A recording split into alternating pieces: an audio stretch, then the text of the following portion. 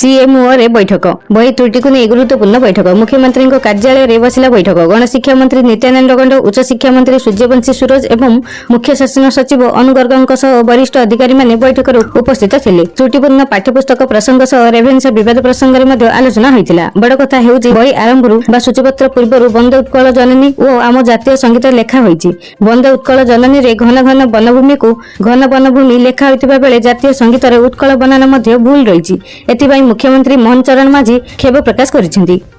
परवर्ती खबर आकाशरू खसुची वज्र 3 दिन रे वज्रघात रे 10 मृत अलर्ट करबे को पंचायत रे बाजिबो साइरन लगाण वर्षा और बन्या रे 19 जिला प्रभावित हैला 8 लाख रु अधिक लोके बन्या दाउ सइले। एते बड़ विपत्ति रे 6 जनक जीवन गला किंतु गत 3 दिन रे वज्रपात नेलानी 10 जनक प्राण। वर्ष को हाराहारी 300 लोक अकाल रे टळी पडुचंदी वज्र माड रे। बन्या बात्या भली महाविपत्ति को सरकार दृढ़तार सह मुकाबिला करूचंदी। प्राकृतिक विपर्यय मुकाबिला रे ओडिसा रे जीरो कैजुअलिटी मिशन सारा विश्व पई मॉडल किंतु वज्रपात एबे भी राज्य पई सबुठारु बड़ आह्वान। गत 2 तारिख रु 4 तारिख मध्ये राज्यर विभिन्न जिल्ला रे 10 जन वज्रपात रे जीवन हराइछंती। अनेक आहत होइछंती। मृत व्यक्ति मानक भितरु 7 जन चासी सेमाने बिल रे तळी और रुआ काम करुथिले। प्रायतः युवा चासी थिले। बयस 25 रु 40 वर्ष भितरे गरु चराउथबा बेले 6 जनक मृत्यु होइतबा बेले जणे मोबाइल व्यवहार करुथबा समय रे प्राण हराइछंती। सेहि परि विद्यालय परिसर रे गछ मूल रे चेयर रे बसितबा बेले जणे खेल शिक्षक वज्रपात रे टळी पडितबा खबर आसीची। परवर्ती खबर ओडिशा रे प्रबल वर्षा सारा राज्य को येलो अलर्ट। राज्य रे पुणी सक्रिय होईची वर्षा अनेक जिल्ला रे लगाण वर्षा जारी रहितबा बेले पाणीपाग विभाग सारा ओडिशा पई सतर्क जारी करा जायछि। आसंता काली सकाळ 8:30 पर्यंत केन्दुझर और मयूरभंज जिल्ला पई येलो वार्निंग रहिछि। अन्य एहा राज्य को मध्ये सतर्क रहिबाकू कुआ जायछि। परवर्ती खबर रोसई घरे महंगा माड़ डाली और खाइबा तेल दाम आकाश छुआ। गत 5 मास हेबो साधारण खाउटी खाद्य और पानीय सामग्री दर ऊपर मुहा। दूध चीनी 99% राशन सामग्री दर गत फेब्रुआरी परठू महंगा होईची। अमेरिका ईरान युद्ध जोगु एभली स्थिति रहिची। उपभोक्ता व्यापार विभाग प्राइस मॉनिटरिंग सिस्टम मुताबिक 16 प्रमुख खाद्य सामग्री वर्ग मध्यरु 15टी रे दर बढ़िची। डाली और तेल क्षेत्र में सर्वाधिक दर वृद्धि होईची। चना डाली हरड़ मुग डाली दुध सोरिष तेल महंगा होईची। सेहि भली चाउल लुण भी बढ़ी। चीनी दर बढ़िबा पछरे इथानल उत्पादन लागि आखु चाहिदा वृद्धि कारण रहिछि। एथि जोगु चीनी उत्पादन लागि अपेक्षाकृत कम आखु उपलब्ध हेउछि। सरकारी भंडार गुडी करे गहमर पर्याप्त उपलब्धता कारणरु एहर दर नियंत्रण रे रहिछि।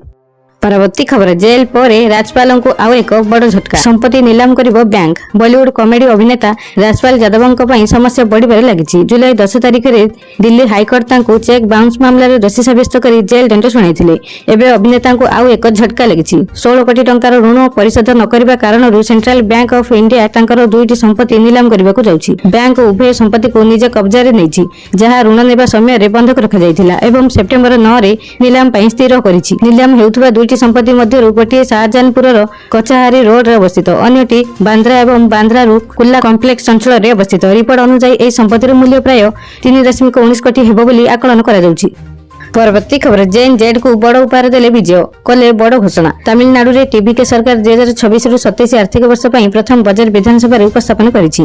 मुख्यमंत्री श्री जोसेफ विजयଙ୍କ नेतृत्वाधीन एई नुआ सरकार निजर प्रथम बजट माध्यम रे स्पष्ट वार्ता दैछि जे युवपीढ़ी एवं जेन जेड एई सरकारଙ୍କ नीति प्रमुख केंद्र बिंदु। केवल पारंपरिक कल्याणकारी योजना रे सीमित न रही 2026 रु 27 बजट रे शिक्षा संस्कार डिजिटल रोजगार दक्षता कौशल विकास एवं उदीयमान प्रजुक्ति उपरे विशेष गुरुत्व दिया जायछि। बुधवार विधानसभा बजट उपस्थापन करने समय अर्थमंत्री एन मेरी विल्सन स्कूल शिक्षा उच्च शिक्षा कृत्रिम बुद्धिमत्ता प्रतियोगितामूलक परीक्षा कोचिंग क्रीड़ा एवं रोजगार सह जड़ित अनेक बड़ प्रस्ताव घोषणा करिसेंती। परवर्ती खबर केबे मार्केट को आसीबो प्लास्टिक नोट। आरबीआई गवर्नर कहितेले लॉन्च डेट। आपण मध्ये सुनिछन्ती कि जे खूब शीघ्र भारत रे कागज नोट बदल रे प्लास्टिक नोट चालिबाकू जाउची। जदि आपणक मन रे मध्ये ए प्रश्न अछि जे एही नोट आपणक वॉलेट रे केबे पहुंचबो तेबे आरबीआई गवर्नर निजे एहर उत्तर दैछन्ती। प्लास्टिक नोट को नै आरबीआई रो कोन प्रस्तुति रहिछि एवं आपणक पुराना कागज नोट गुडी कर कोन हेबो केबे मिलिबो आपणक प्लास्टिक नोट। आरबीआई रो मुद्रा नीति कमिटी बैठक समय रे गवर्नर एक बड़ अपडेट दैछन्ती। से जणाइछन्ती जे प्लास्टिक नोट 2028 मसिया सुधा बाजार को आसी जिवो। आरबीआई रो संपूर्ण प्रस्तुति रहिछि जे आगामी 2 वर्ष मध्ये एई नुआ एवं स्वतंत्र नोट गुडी को साधारण जनताक हाथ रे पहुंचाई दे जिवो। कोन बंद होई जिवो आपणक पाखरे थिबा कागज नोट। नुआ नोट आसीबा खबर मिलबा मात्रे लोकंक मन रे सबठारु बड़ भय आसे जे पुराना नोट गुडी को बंद होई जिवो कि तेबे एहार उत्तर हेउछि बिल्कुल नुहे। सरकार एवं आरबीआई को अनुसार वर्तमान कागज नोट गुडी को बंद करिवार कोनोसी उद्देश्य नै। बाजार रे कागज एवं प्लास्टिक उभय प्रकार ନୋଡ ଏକାଠି ଚଳନ୍ତି ରହିବ। ତେଣୁ ଆପଣଙ୍କୁ କୌଣସି ପ୍ରକାର ବ୍ୟସ୍ତ ହେବାର ଆବଶ୍ୟକତା ନାହିଁ। ଆଗକୁ ଏଇଭଳି ଗୁରୁତ୍ୱପୂର୍ଣ୍ଣ ଖବର ବା ଅଧିକ ସୂଚନା ପାଇଁ ଆମ ସହିତ ଯୋଡ଼ି ହୋଇ ରୁହନ୍ତୁ। ଚ୍ୟାନେଲକୁ ଏବେ ହିଁ ସବସ୍କ୍ରାଇବ୍ କରି ପାଖରେ ଥିବା ବେଲ୍ ଆଇକନକୁ ଦବାଇ ଅଲ୍ ନୋଟିଫିକେସନ ଉପରେ ଅନ୍ କରି ରଖନ୍ତୁ, ଯାହା ଫଳରେ ଯେବେ ବି ଯେକୌଣସି ଲାଟେଷ୍ଟ ବ୍ରେକିଂ ନ୍ୟୁଜ୍ ଆପଣମାନେ ଆମ ଚ୍ୟାନେଲ ମାଧ୍ୟମରେ ସର୍ବପ୍ରଥମେ ଦେଖିପାରିବେ।